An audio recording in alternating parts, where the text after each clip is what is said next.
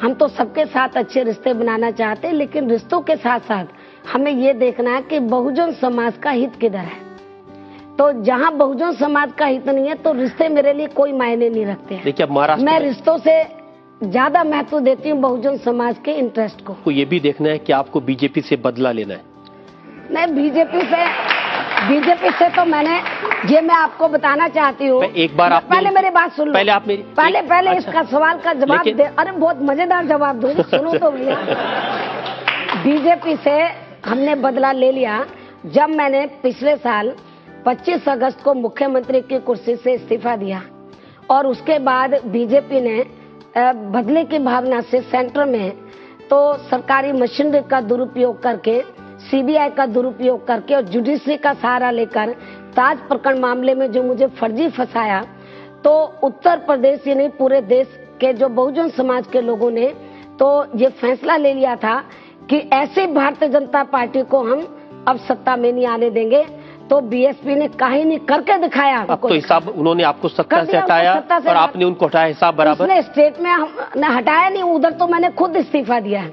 BJP ने मुझे नहीं हटाया। परिस्थितियां ऐसी बना दी थी बीजेपी ने। हाँ, परिस्थितियां ऐसी बना दी थी कि मैंने बहुजन समाज के इंटरेस्ट को ध्यान में रखकर मुख्यमंत्री की कुर्सी से खुद इस्तीफा दिया। उन्होंने मुझे नहीं हटाया। लेकिन जैसा उन्होंने किया, जैसा उन्होंने गलत काम किया, बदले की भावना से काम किया, तो हमने उनको सेंटर में सत्ता से बाहर किया। लेकिन मायावती जी, आप ही ऐसे रिश्ते बनाती थी। अटल बिहारी वाजपेयी, आप कहती थी मैं उनकी दूसरी बेटी की तरह हूँ। मैंने ताज प्रकरण वाले मामले में भी कहा था कि भाई यदि आप मुझे अपनी बेटी मानते हैं और आप ताज प्रकरण के आड़ में मेरे और मेरे रिश्ते नातों की सबकी आप लोग इनकम टैक्स विभाग के द्वारा उसकी जांच करा रहे हैं, तो फिर तो आपकी जो दूसरी बेटी है तो उसकी भी जांच हो जानी चाहिए। मालूम हो जाए कि आपकी खुद की बेटी के पास कितनी संपत्ति है और आपके रिश्ते नातों की भी जांच हो जानी चाहिए और मेरी भी हो जानी चाहिए। दूध का दूध और पानी के पानी हो जाए तो ज्यादा अच्छा रहेगा। जिन्होंने आपको बेटी कहा, आपने उनको भी छोड़ा नहीं? तो यदि उन्होंने बेटी का फर्ज,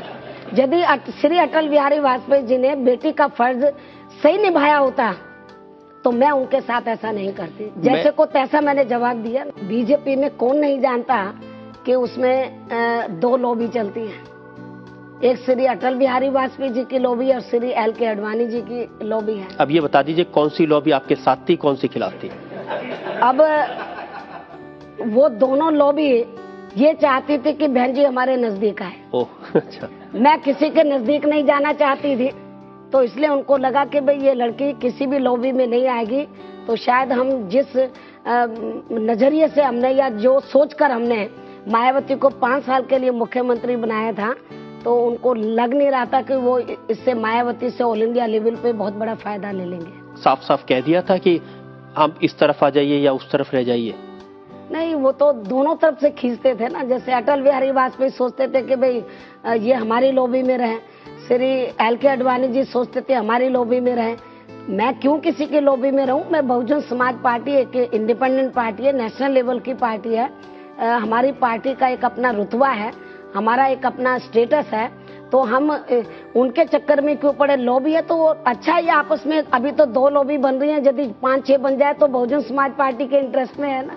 जितनी ज्यादा लॉबी होंगी, जितने ज्यादा उनमें गुट होंगे, ग्रुपिज्म होंगे, तो ज्यादा झगड़ा होगा, उससे फायदा बीएसपी को ही होगा ना। हम तो चाहते खूब लॉबी बने उनमें। मायावती जी, ये लॉबीज और झगड़े तो बीएसपी में भी होते हैं। बहुत सारे ऐसे लीडर हैं, एक फूल सिंह बरैया मध्य प्रदेश में जिन्होंने पार्टी को खड़ी की थी, वो पार्टी छोड़ करके चले गए। अरे आप किसकी बात कर रहे हैं?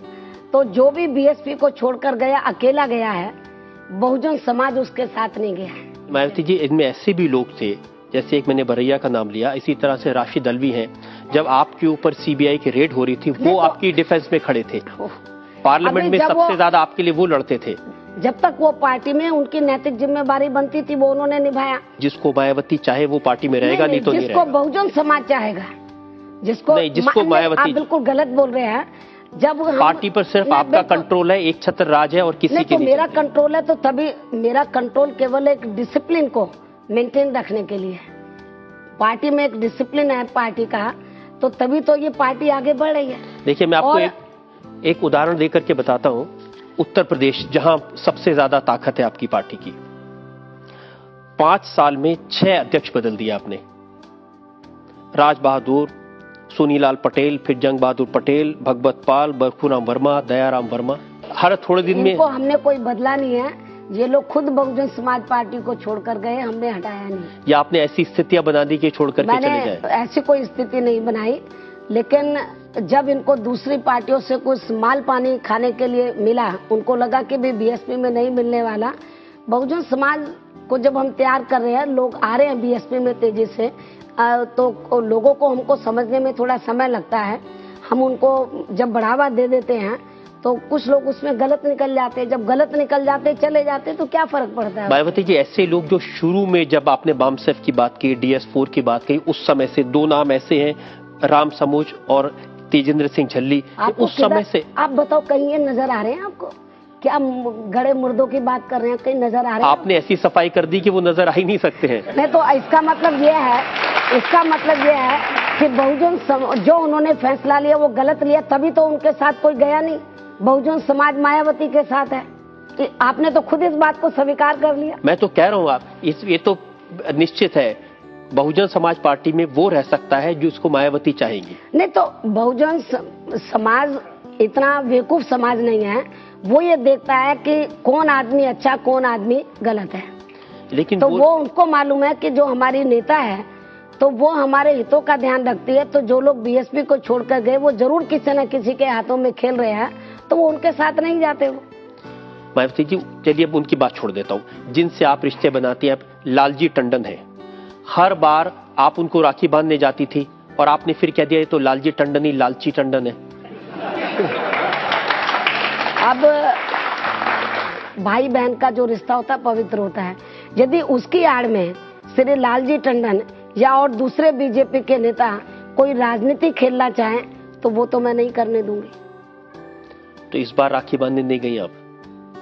अभी मैं कभी किसी के घर पे राखी बांधने नहीं जाती हूँ। यदि कोई मेरे घर पर राखी बंधवाने के लिए आ जाता है तो उसको मानवता इंसानियत के नाते है, तो मैं उसको घर से धक्का दे के बाहर नहीं निकाल सकती। कोई आता राखी बंधवाने के लिए, मैं आदर सम्मान से राखी बांधती हूँ। आप भी मेरे घर आ जाएंगे, आपको भी बांध दूंगी।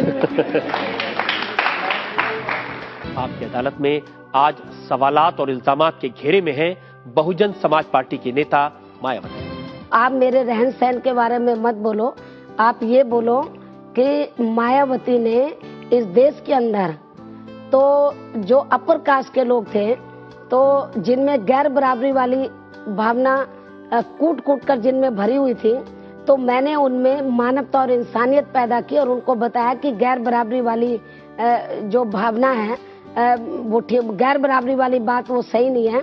तो मैंने बहुजन समाज को तो तैयार किया, लेकिन इस देश के अंदर जो अपर कास्ट के लोग हैं, तो जो उनकी मनुवादी मानसिकता थी उसको मैंने बदल दिया। जो मैंने देश और सर्व समाज के हित में बड़ा काम किया, आप उसकी सराहना करो। मनुवादी आप मेरे हेयर स्टाइल, मेरे पहनावे की बात कर रहे हैं, तो अब नहीं, अब तो बहुत मानवता की आपने बात सिखाने के लिए अपना जन्मदिन ऐसे बनाया जैसे मुगले आजम का सेट लगा हुआ।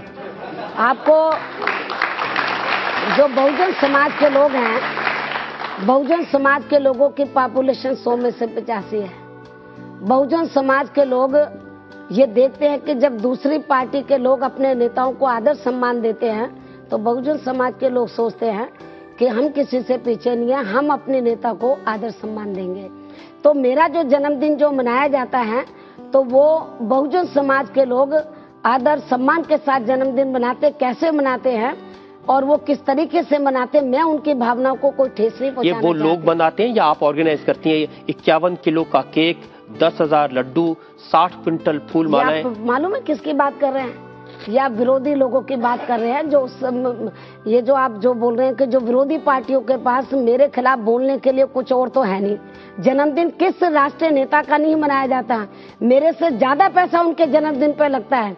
मेरे से ज्यादा आप 51 किलो का केक बोलते हैं, पता नहीं 100 किलो का केक बनाते हैं वो, और आप लड्डू बड़े पैमाने पर बांटते हैं। और जो दूसरी पार्टियों के नेता, तो मैं तो कम अपने जन्मदिन के मौके पर गहने डालती हूँ, वो पता नहीं अरबों के गहने डालते हैं। उनकी कोई चर्चा नहीं होती, उनकी कोई चर्चा नहीं होती। इतने बड़े बड़े डायमंड दिखाई देते हैं, आप कह रही हैं कम डालते हैं। नहीं, आपको जो डायमंड, बहुजन समाज आज मेरा इस लायक बन चुका है। ये तो आपने मेरे कान में बहुत छोटे डायमंड देखे हैं।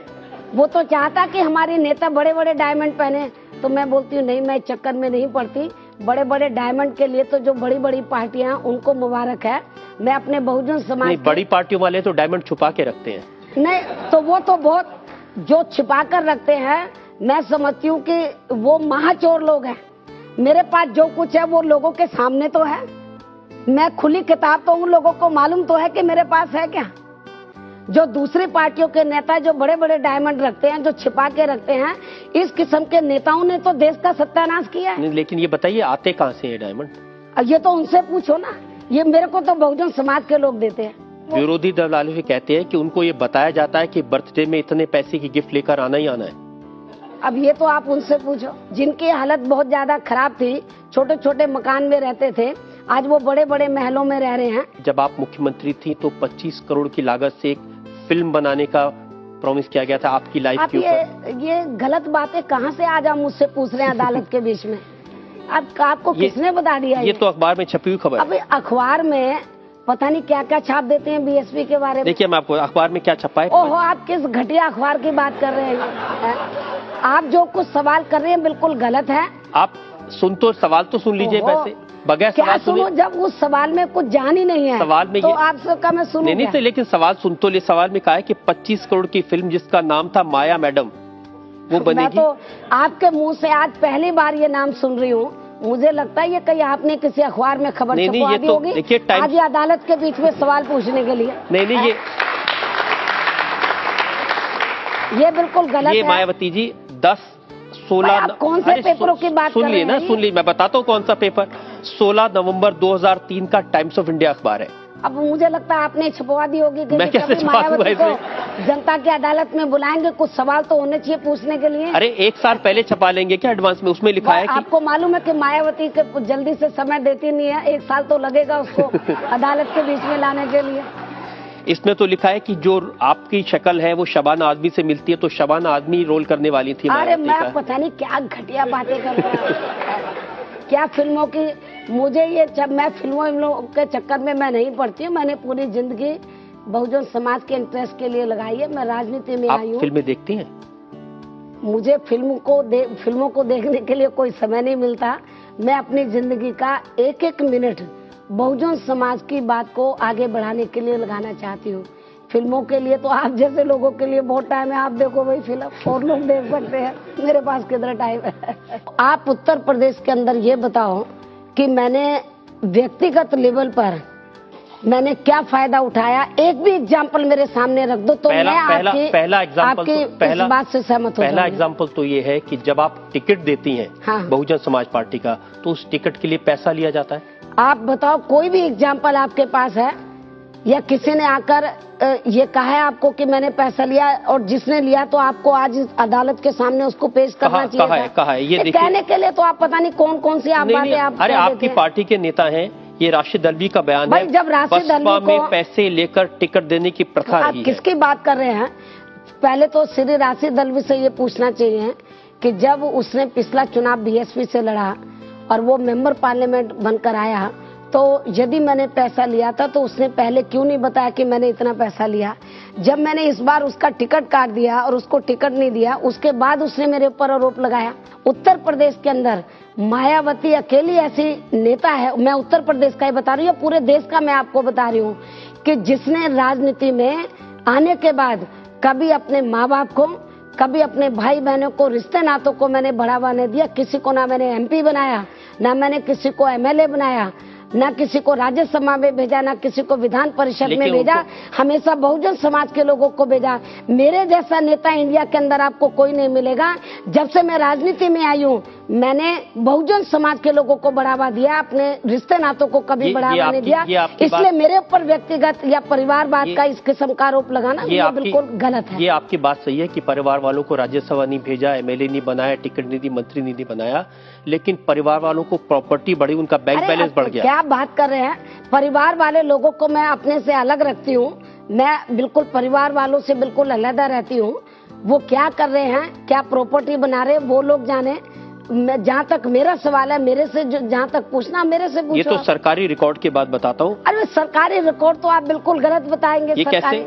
आपका रिकॉर्ड जो पेपर में छप गया वो सरकारी रिकॉर्ड नहीं, ये तो सीबीआई को कोट किया है। सीबीआई ने अभी फाइनल रिपोर्ट किधर सबमिट की है? आप क्यों सीबीआई को बदनाम करते हैं? ये बात सही नहीं है कि 1 अप्रैल 1995 से 29 अगस्त 2003 के बीच बहुत सारी प्रॉपर्टी खरीदी गई है। भाई जब प्रॉपर्टी उन्होंने 15 करोड़ रुपए की प्रॉपर्टी। देखो ये मामला अभी जांच में चल रहा है, अभी सीबीआई ने फाइनल रिपोर्ट अभी दाखिल नहीं किया। ये तो एफआईआर में आप क्या बोल रहे हैं? एफआईआर में उनको जो भी कहीं से तथ्य मिल गए उन्होंने उधर एफआईआर दर्ज करा दी।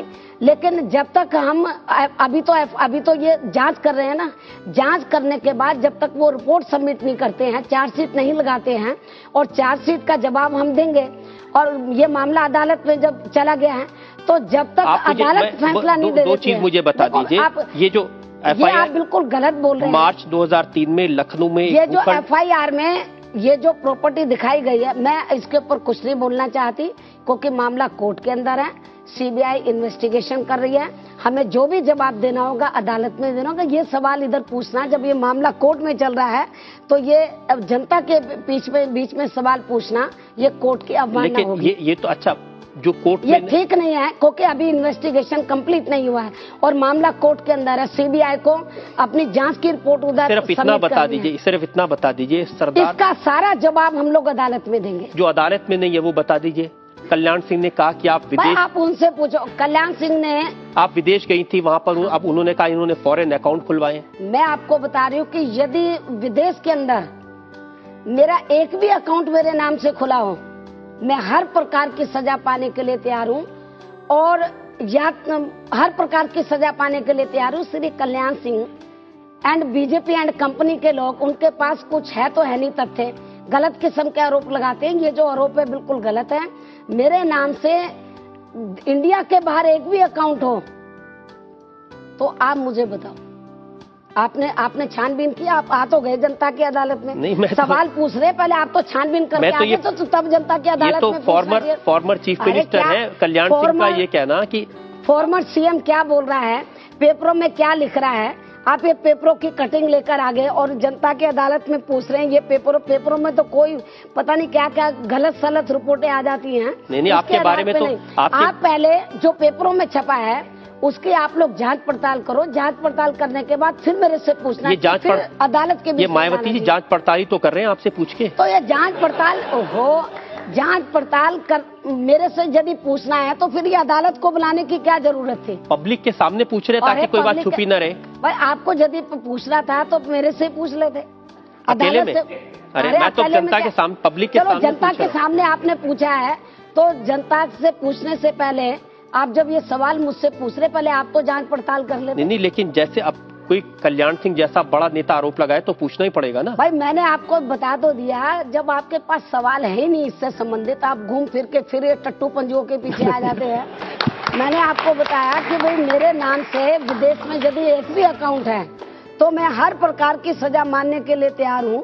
मेरे नाम से कोई अकाउंट नहीं है, केवल मेरी इमेज को खराब करने के लिए Bharatiya Janata party and company के लोग इस किस्म के उन्होंने ये गलत आरोप लगाए और ये जो केस है ये भी बिल्कुल गलत है। मेरे केवल इमेज को खराब करने के लिए ये सब राजनीतिक षड्यंत्र के तहत मुझे घेरने के लिए दो बड़े केस ये सब प्लानिंग के तहत मेरे खिलाफ ये सब कार्रवाई की जा रही है। मामला कोर्ट में है, अब सारा कुछ जवाब हम कोर्ट के अंदर देंगे। वक्त है आज की कार्रवाई पर।